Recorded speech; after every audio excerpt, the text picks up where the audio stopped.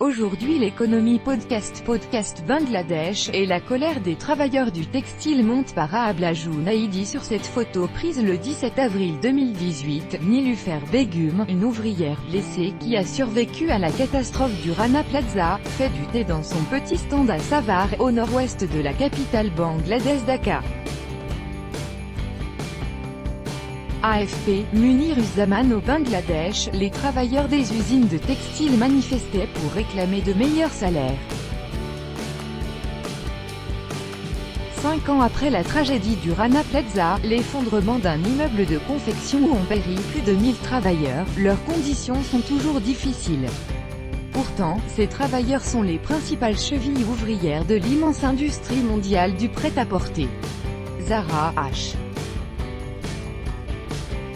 Le Bangladesh, c'est le deuxième atelier du monde pour l'industrie du prêt-à-porter après la Chine. Alors en 2013, lorsque la catastrophe du Rana Plaza survient, le retentissement est mondial et ces marques prennent des mesures. Elles mettent en place des standards de sécurité pour les usines de sous-traitance auxquelles elles font appel. Pour le salaire, le gouvernement bengali a imposé en 2013 aux industriels de les revaloriser pour les ouvriers à $63 par mois. Mais depuis, il n'a pas été augmenté alors que l'inflation, elle, n'a pas cessé sa croissance. Hier, la réunion d'un comité mis en place par le gouvernement pour réfléchir à un salaire minimum a été reportée au 16 juillet prochain. La situation était si intenable qu'à la fin 2016, de nombreuses grèves et manifestations violentes ont frappé le secteur et ont entraîné de nombreux licenciements en représailles. 1600 personnes auraient ainsi perdu leur emploi après y avoir pris part selon les organisations de défense des travailleurs. La création de syndicats comme revendication. Une meilleure reconnaissance du statut des représentants du personnel, c'est l'une des revendications des travailleurs du textile. D'ailleurs, on doit au drame du Rana Plaza la reconnaissance du droit des travailleurs d'être représentés dans les usines textiles. Dans le détail, au-delà des questions centrales du salaire et des conditions de sécurité, il fallait pour les travailleurs la possibilité d'être défendus dans l'usine. Or, en 2016, des dirigeants syndicaux ont été arrêtés, inculpés pour violence, soumis à des pressions. Aujourd'hui, les conditions de travail, si elles se sont améliorées du point de vue de la sécurité, elles sont toujours synonymes de vulnérabilité. Un rapport de juin dernier de la fondation suisse Global Labour Justice a révélé que plus de 500 travailleurs dans ces usines parlent d'un climat de travail fait de harcèlement et d'abus, notamment pour répondre à la demande. Les grandes marques presque sourdes. Les grandes marques sont régulièrement interpellées, pointées du doigt par les organisations de défense des droits des travailleurs. Elles avaient répondu après la catastrophe du Rana Plaza. Dernièrement, l'une d'elles, Gap, a même adressé un courrier au gouvernement du Bangladesh pour s'inquiéter de la menace sur les droits syndicaux dans les usines. Mais Gap, comme EH, si elles ne revoient pas les prix de leurs fournisseurs à la hausse, les ouvriers ont peu de chances de voir leur salaire augmenter. Il faut donc qu'elles revoient leur politique, ce qui n'est pas d'actualité. Pourtant, les travailleurs ont des arguments forts à faire valoir face à ces grandes marques, et surtout aux propriétaires d'usines avec lesquels ils négocient.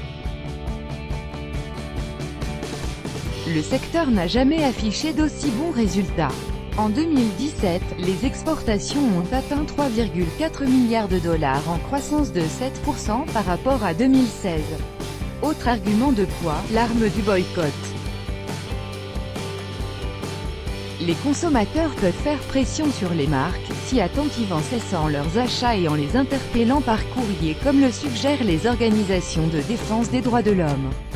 En bref, les débuts en bourse difficiles du géant chinois. Les smartphones Xiaomi a dû ranger tambour et trompette à Hong Kong. Le titre de la firme a affiché $16,60 alors qu'il était attendu à $17 pour cette introduction en bourse. Selon l'agence Bloomberg, Xiaomi est ainsi valorisé aux alentours de $50 milliards, loin derrière la cible ambitieuse de $100 milliards affichée l'année dernière. Il faut dire que le contexte est difficile avec les prémices d'une guerre commerciale entre les États-Unis et la Chine. Mais au-delà, le report de l'introduction à la bourse de Shanghai, qui devait aussi avoir lieu cette semaine, a également refroidi les marchés.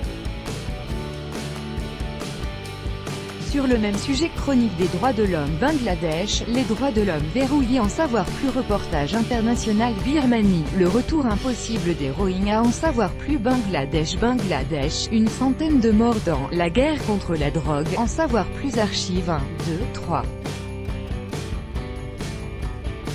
Suivant, dernier, pour ses 10 ans Airbnb voit toujours plus grand. Airbnb célèbre cet été son 10e anniversaire avec de multiples projets de développement.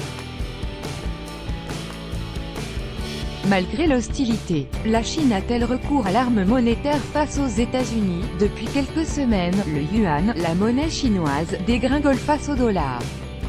Cette chute soudaine pose question, la Chine est-elle en train de transposer, comment le Nigeria fait rimer divertissement et développement? C'est au Nigeria, à Lagos, au Shrine, le temple de l'Afrobeat fondé par Fela Anikulapo Kuti, que le président Emmanuel Macron lancera. Donald Trump, pompier et pyromane des marchés pétroliers. Donald Trump continue à souffler le chaud et le froid sur les marchés pétroliers.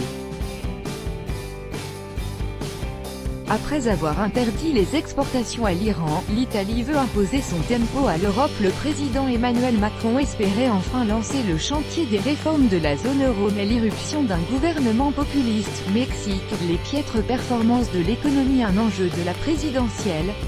Au Mexique, l'élection présidentielle prévue dimanche pourrait donner la victoire au candidat historique de la gauche.